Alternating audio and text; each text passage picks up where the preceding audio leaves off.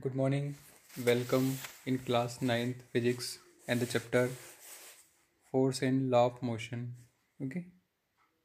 In our previous lecture, we already discussed the Newton's first law, that is law of inertia. Okay. There are three types of inertia. First, inertia of rest, inertia of motion, and inertia of direction. Okay. Now in this section, what is the relation between inertia and mass? Okay. So suppose you are asked to push any empty almirah and your friend is asked to push an almirah full of books.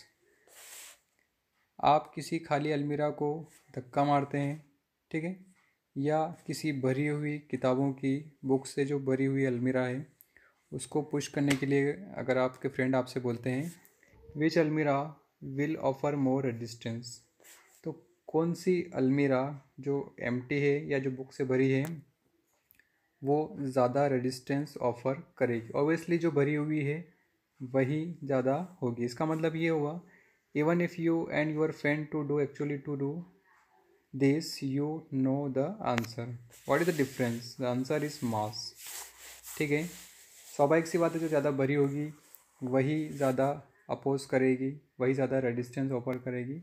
इसका मतलब ये हुआ, इसका answer ये है कि जिसका मास ज़्यादा है, ठीक है, जो अलमीरा बुक से भरी हुई उसका मास ज़्यादा है, ठीक है, तो वो ज़्यादा रेजिस्ट कर रही है।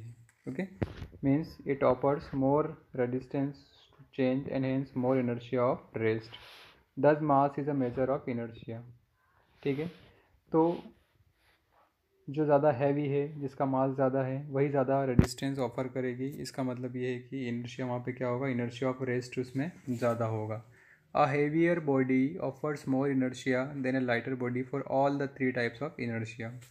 तीनों में जो ज़्यादा हेवी बॉडी होगी, जिसका मास ज़्यादा होगा, वो ज़्यादा इनर्शिया ऑफर करेगा as compare to the lighter body.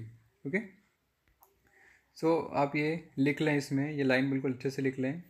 जिस बॉडी का मास ज़्यादा होगा उसका इनर्शिया भी क्या होगा, ज़्यादा होगा, तीनों केसेस में, चाहे वो इनर्शिया ऑफ रेस्ट हो, मोशन हो या डायरेक्शन वाला हो। Okay, now application of Newton's first law. What is the application of Newton first law? First is a body is said to be in translation equilibrium. A body is said to be in translation equilibrium when it is at rest or when it is moving with a constant velocity. एक body है कोई भी जिसको हम translation equilibrium में कब बोल सकते हैं? जब या तो वो रेस्ट में हो या किसी कांस्टेंट स्पीड से वो क्या कर रही हो, मूव कर रही हो। ठीक है, For from Newton's first law of motion, a body is in equilibrium when the force acting on the body are balanced. In other words, the resultant force acting on the body is zero. कोई भी body equilibrium में कब हो सकती है? जब उसके ऊपर फोर्स लग रहे हैं वो सारे क्या हो, उनका जो रिजल्टेंट फोर्स है वो क्या हो, ज़ीरो हो। अगर रिजल्टेंट फोर्स ज़ीरो है इसका मतलब ये है कि वो बॉडी जो है वो किस में है, इक्विलिब्रियम में है। सपोज़ ये कोई बॉडी है, इसके ऊपर एक इधर से फोर्स लग रहा है, इधर से फोर्स लग रहा है, एक इधर से फोर्स लग रहा है और एक इधर से फोर्स लग रहा है। ठीक है, all the forces are same. अगर सारे फोर्सेस क्या है, सेम है, तो इनका जो रिजल्टेंट होगा, जो फोर्स ऑफ रिजल्टेंट होगा वो क्या होगा, ज़ीरो होगा। क्योंकि ये फोर्स इधर से लग रहा है, इधर से भी ये लग रहा है सेम, तो ये दोनों कैंसिल हो जाएंगे। एक फोर्स इधर से लग रहा है, एक फोर्स इधर से लग रहा है, तो ये दोनों भी आपस में क्या हो जाएंगे, कैंसिल हो जाएंगे। मतलब ये बॉडी यहीं पर रहेगी, इक्विलिब्रियम में ही रहेगी, रेस्ट में ही रहेगी। Okay, Newton proposed a physical quantity called momentum to explain the effect of force quantitatively. Let us understand the term momentum or linear momentum. Newton ने एक क्वांटिटी को एक्सप्लेन किया जिसको हम मोमेंटम बोलते हैं। ठीक है, जिसने फोर्स की क्वांटिटी या जो इफ़ेक्ट है फोर्स का उसको बताया है। तो हम बात करेंगे लीनियर मोमेंटम की। Okay, what is a linear momentum? Linear momentum क्या होता है? Okay, linear momentum, suppose a car and a loaded truck are moving on level road with a speed of 0.1 metre per second. एक car और एक loaded truck है, जो किसी loaded level road पर मूव करते हैं, चलते हैं एक स्पीड से, उनकी स्पीड क्या है 0.1 metre per second. We have to stop the car and loaded truck in a given time, in which case is a greater force required. ठीक है. अब आपको कार और ट्रक दोनों को रोकना है, स्टॉप करना है, तो आपको किसे ज़्यादा फोर्स लगाना पड़ेगा, कार को या ट्रक को? The obviously answer is in the case of loaded truck, because the mass of loaded truck is more. In this situation, in another situation there are two identical cars. दूसरे case में हम मान लें कि दो एक जैसी कार हैं. One car is moving with speed of 0.1 metre per second and other is 0.2 metre per second. Again we have to stop this cars in a given time. हमें एक कार है जो जिसकी स्पीड 0.1 मीटर सेकेंड है, दूसरी की 0.25 metre per second है. इन दोनों कार को रोकना है तो किस में हमें ज़्यादा फोर्स लगाना पड़ेगा, पहले वाली में या दूसरे वाली में? द आंसर इज कि in case of car moving with speed of 0.2 metre per second because of high velocity. So अब एक सी बात है, जिसकी स्पीड ज़्यादा होगी उसको रोकने के लिए हमें ज़्यादा फोर्स लगाना पड़ेगा. In the both the cases discuss above a certain amount of force are required to destroy the quantity of motion of the vehicle in a given time. ठीक है. दोनों केस में हमने ये डिस्कशन किया, दोनों केस को हमने देखा. A certain amount of force are required to destroy the quantity of motion of vehicle in the given time. हमें कुछ फोर्स की क्वांटिटी की ज़रूरत होगी जो इन व्हीकल के मोशन को क्या करे, रोक सके या डिस्ट्रॉय कर सके. The quantity of motion therefore depends on two factors, mass and velocity. ठीक है. ये जो फोर्स की क्वांटिटी है दो चीज़ों पर डिपेंड कर रही है, mass and velocity. This quantity of motion is called linear momentum. तो ये जो फोर्स की क्वांटिटी है इसी को हम क्या बोल रहे हैं, linear momentum. Okay. Linear momentum की डेफिनेशन देखिए. Linear momentum is defined as the quantity of motion contain in a body.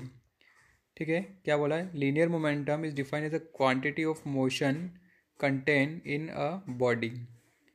ठीक है. लीनियर मोमेंटम क्या है? किसी भी बॉडी, कोई भी बॉडी है उसकी जो मोशन की क्वांटिटी है, मोशन की क्वांटिटी मीन्स उसका मास कितना है और उसकी वेलोसिटी कितनी है. क्वांटिटी लिए हम क्या बोल सकते हैं? Linear momentum is defined as the product of mass and body.